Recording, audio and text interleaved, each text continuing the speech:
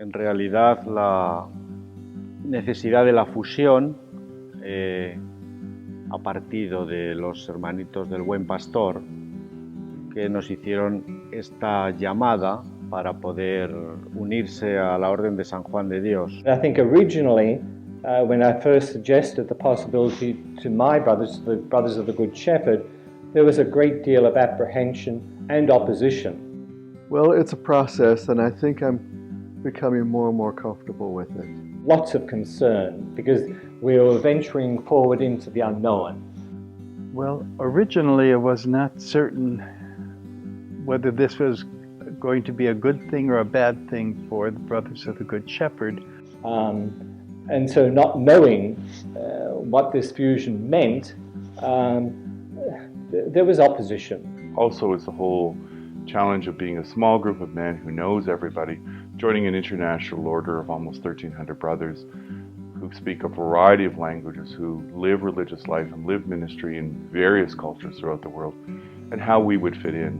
I feel a little anxious at times, but my general feeling is more a sense of hopefulness for a good future and the ability to be able to continue the mission of Brother Matthias with the very brothers that he began his religious life with.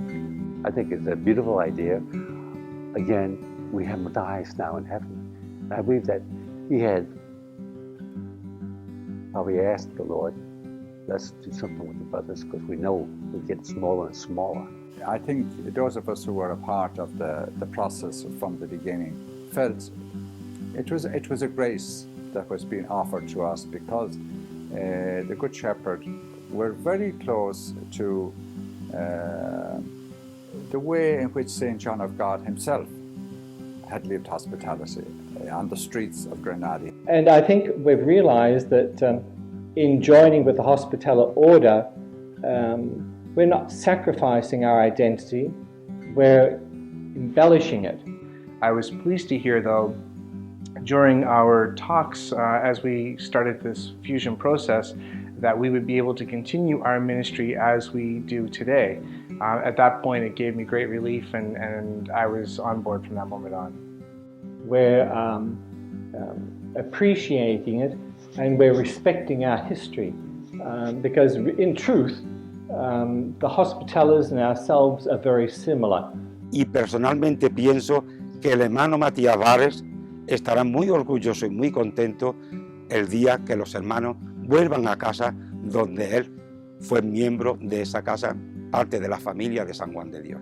Creo que va a ser un momento muy importante, tanto para ellos y que el hermano Matías Vares desde el cielo seguro que apoyará este proceso de fusión.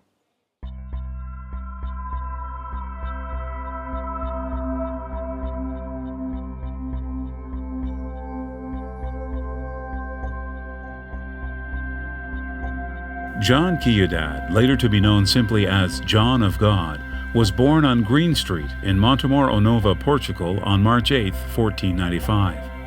Leaving home before his 10th birthday, he lived as a shepherd in Oropesa in Spain before becoming a soldier in the Spanish army.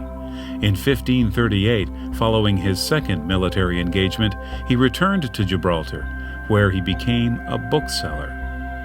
John of God, when he started his mission and ministry, he was marginalized. He'd been, without going into too much detail, he was on his own in the worst possible sense, because he had no family or friends or money, no resources. He had nothing, he had no place. He just the street. And that's a very low point from which to start. Maurice Patrick Barrett, later to be simply known as Brother Matthias, was born in a modest cottage on Yellow Road in Waterford, Ireland on March 15, 1900. At the age of 14, he announced to his mother that he intended to join a community of brothers. Following a series of delays and compromises prompted by his mother, Maurice, now at the age of 16, finally boarded a Dublin-bound train on March 17, 1916, to join the Order of the Brothers of John of God. Matthias was a man who was keenly concerned about the plight of the poor and the needy. And so I think that's what encouraged him to follow in the footsteps of John of God. On his 16th birthday, he went there. So as a very young man, he learned He learned to live and walk and think and talk like John of God, and that was instilled in him. He was completely overwhelmed by the mission of the John of God brothers. John of God never joined a religious order, but was inspired by a religious upbringing. He made a living by selling religious books, traveling from town to town, and collecting firewood that he would exchange for overnight accommodation. Eventually, in 1538, John arrived in Granada, Spain, a port city that served as a gateway to the colonies. Granada was very populous and had a variety of social problems associated with crime, prostitution, disease, poverty, and homelessness. Paradójicamente, Juan de Dios inicia su labor en la ciudad de Granada, en una ciudad que en el tiempo en el que Juan de Dios la recorre es una ciudad llena de esplendor, pero que a la vez está generando importantes bolsas de pobreza, importantes necesidades sociales. Juan de Dios, en medio de esa abundancia aparente, es capaz de detectar esas necesidades y de dar una respuesta puntualmente a cada una de ellas. In 1920, Matthias was sent from Ireland to France for further nursing and religious training. Bound by the vow of obedience, he accepted a transfer to Montreal and on April 14, 1927, sailed into Canada with brothers Laurent and Hilary. In 1934, he was appointed provincial superior of the newly established province of the John of God Brothers, and in 14 eventful years, he established 5 institutions: a refuge serving the needs of 200 men, a hospital with 500 beds, a soup kitchen, a home for epileptics, and a convalescent home for 75 patients. In 1941, Matthias arrived in Los Angeles, clothed in a threadbare black clerical suit and shod in old oversized shoes with loose soles that flapped.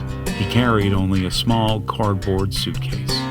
And true to form, he spent the next 9 years establishing hospitals, nursing homes, and night shelters in and around Boston and Los Angeles. When he had the vision to bring the order into the United States, when he went to Los Angeles and on to Boston, he was a mover and a shaker and a dynamo. It's simply a matter that he was emphasizing a particular aspect of, I suppose, our charism of hospitality, and the emphasis that he placed on the homeless and the disabled, the mentally ill, people that were in distress, and people with addictions. In 1539, John of God dedicated himself to a radical Christian manner of living after hearing a sermon preached by St. John of Avila in Granada. His life at that time was very disturbed, and he was admitted to the Royal Hospital for the Insane, where his treatment for mental illness was to be stripped, shackled, whipped, and starved. Time in a mental hospital gave John of God a sense of purpose. He accepted the beatings as atonement for his past sins. He objected openly about the severe treatment of others and espoused a more therapeutic approach, such as washing, feeding, and treating them like human beings. Desde su experiencia después de la conversión, que expresa claramente la esencia de nuestro carisma, cuando viendo el trato que le dan a los pobres, a los enfermos del Hospital Real, cuando él está allí ingresado también, tiene la misma experiencia que tienen aquellos enfermos y él exclama: ¿quién me diera un hospital donde poder tratar a estos pobres, mis hermanos y prójimos, como se merecen? Y a partir de ahí, él sale con la decisión de iniciar el camino de la hospitalidad. Strengthened by his vow of hospitality, much like John of God, Brother Matthias responded to the needs of the poor and suffering with total energy and abandon. In fact, Matthias was expanding the order much quicker than he could communicate progress to his brothers across the Atlantic. And during that time, there were 2 world wars. The communications were appalling because, again, even to travel, it took 6 or several weeks to get from Ireland, say, to Canada or America. My understanding is that Matthias ran into trouble with the superiors of the time, and particularly around governance issues. He wasn't complying with what was the standard policies and practices around governance, and also in the manner in which he was recruiting and training and forming new entrants to the order in the United States. And that's where the conflict between what he felt called to inside of himself and what the order at that point in time stood for, or the way it understood its mission. And it was all very controlled. If he were with them today and wanted to branch out and do different ministries that served the poor, he would be greatly supported by them. Soon there would be complaints within the order about Matthias's administrative style and even questions about his obedience. In July of 1949, Matthias was called back to the psychiatric hospital in Stillorgan, Ireland, where he had joined the order as a teenager some 33 years before. It caused him a great deal of pain to be put back to folding laundry in the same room he'd been in when he was 16 years old. And while he tried his best to be obedient, Matthias felt that there may have been questions about his mental health. Confusion and misunderstanding eventually led to Matthias's release from former vows. In September of 1950, he left the Hospitaller Order of St. John of God to assist a priest, Father Gerald Fitzgerald, in the Jemez Mountains of New Mexico, in running a center for priests experiencing a variety of problems. What he was doing in Boston was essential to him and to the poor of that large city. And his soup kitchen efforts, I thought, were very effective and wonderful, but he apparently was seen, to use a military phrase, as a loose cannon. It was I imagine, very painful for him, and in a sense, he never left the Order of St. John of God, because he always brought St. John of God with him. Humility is a great virtue, but to be forced through those circumstances was unfortunate for a man of his talent. Following his release from a mental hospital, John of God undertook spiritual and medical training before returning to Granada. His compassion for the poor was so deep that he often exchanged clothing with anyone whose apparel was filthy and tattered. A local bishop suggested John wear simple clothing purchased for him so that he would no longer exchange it with the poor, being aware that John would meet many people who would be repulsed by the clothing he wore and the smell of it. Nearly 500 years later, Brother Matthias exuded the spirit and emulated the lifestyle of John of God in strikingly similar ways. Shortly after arriving in New Mexico, he was asked by the Archbishop of Santa Fe to respond to an immediate need in nearby Albuquerque and to start a religious group of his own. Then, on January 19, 1951, the Congregation of the Little Brothers of the Good Shepherd was established, and there began the continued journey of John's road to hospitality. Matthias was very, very reluctant ever to talk about the fact that he was dispensed from his vows. None of God's name was mentioned at the table. You would see a tear or two, because I don't think you ever get St. John of God out of his heart and out of his mind.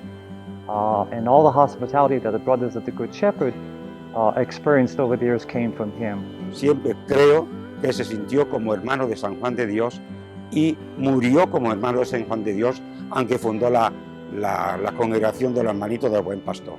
Por eso no me extraña que vuelva a casa. Sleeping rough without a home in Granada, a wealthy and kind man known as Don Miguel Aviz Venegas allowed John to sleep in the entranceway of his house.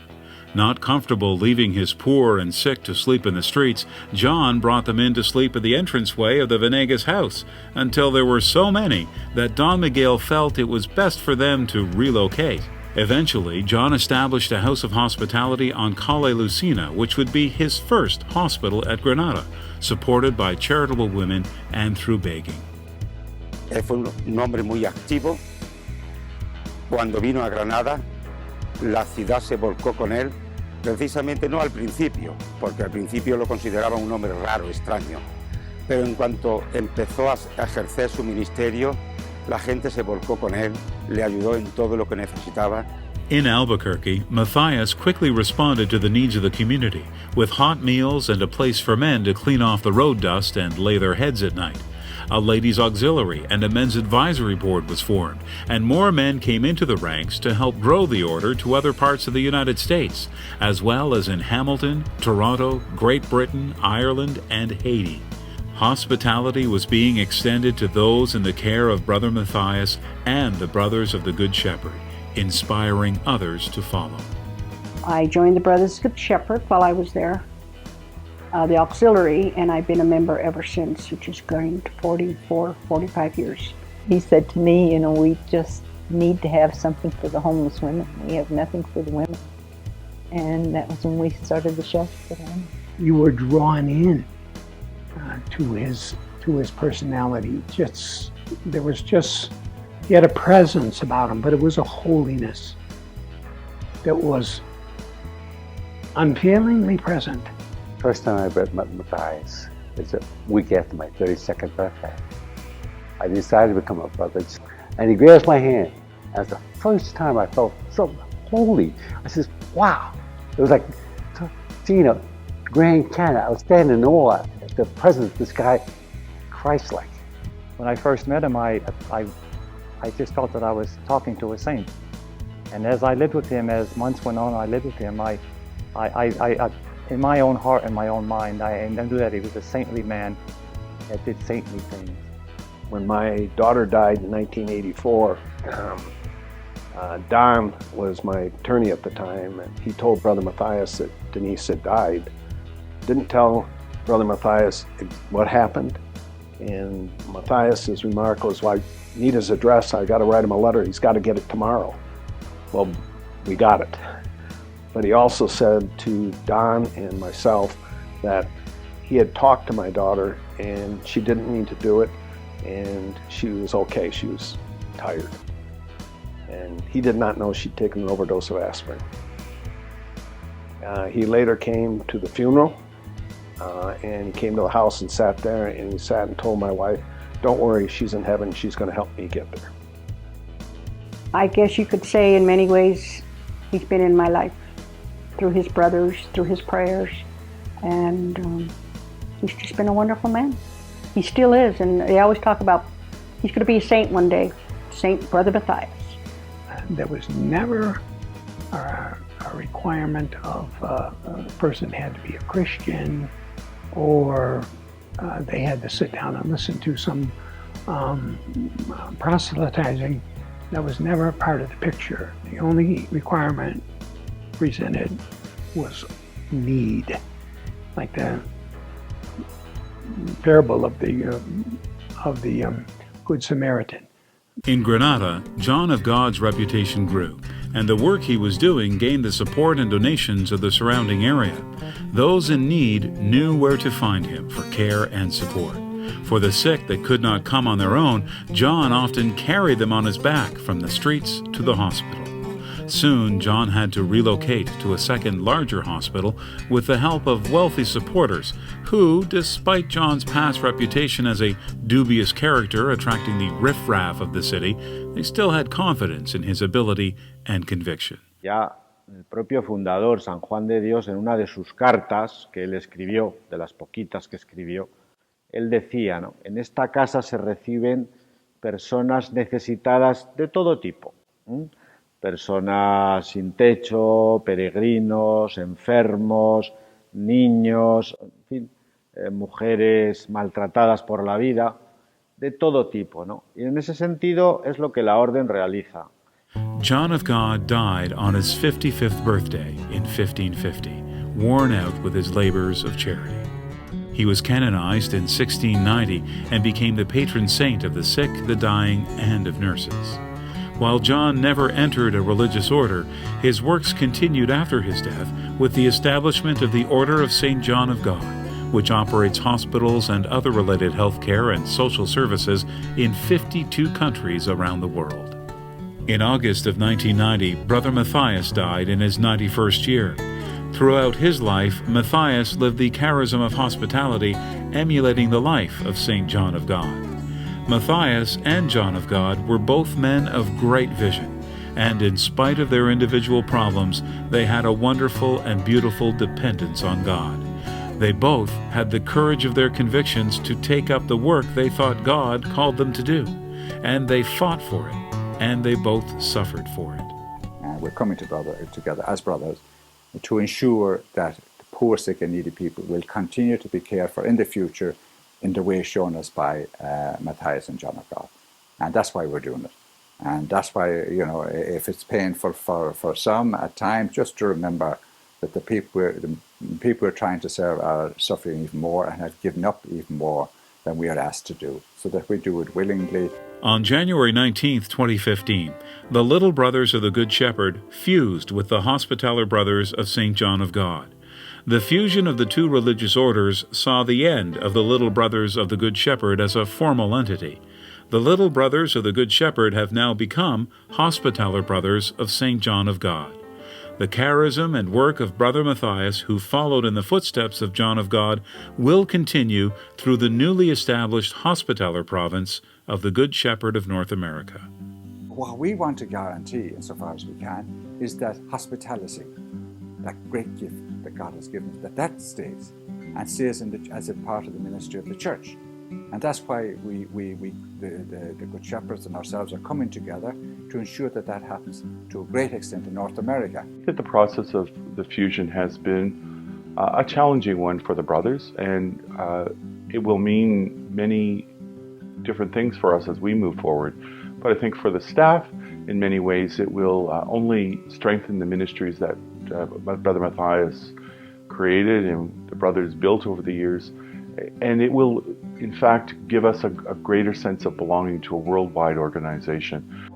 Los hermanitos han trabajado específicamente en este campo del servicio a las personas sin hogar, a las personas, digamos, de la calle, a personas con necesidades, digámoslo así, más de tipo social, ¿no? Y yo creo que esto es una gran aportación para la orden, y específicamente en esta parte del mundo, Canadá, en América del Norte, etc. The Good Shepherd brothers and their co-workers, the family of the Good Shepherd, will be encouraged to know that the dream will continue of Matthias, that it's not going to die when the brothers die, and the John of God brothers die, all of us die.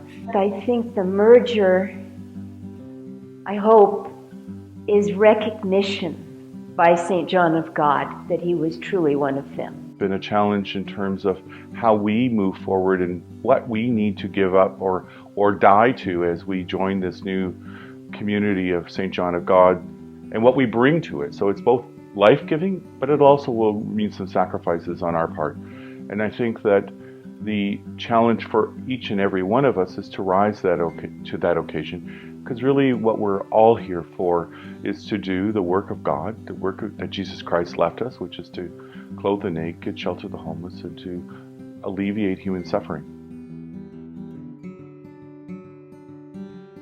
There is thunder in the city, I can hear it from my bed, and it's filling every corner, waking every weary head.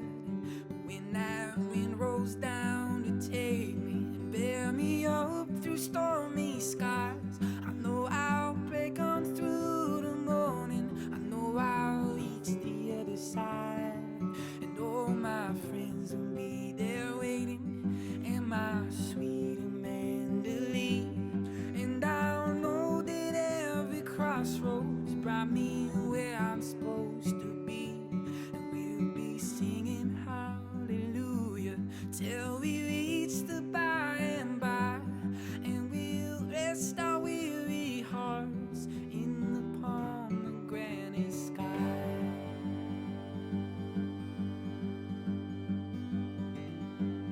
There is hope in misdirection, there is beauty in the fall, there is sunlight in the setback, and in every engine stall. I was made to tread deep water, made to walk a winding street, never knowing where I'm headed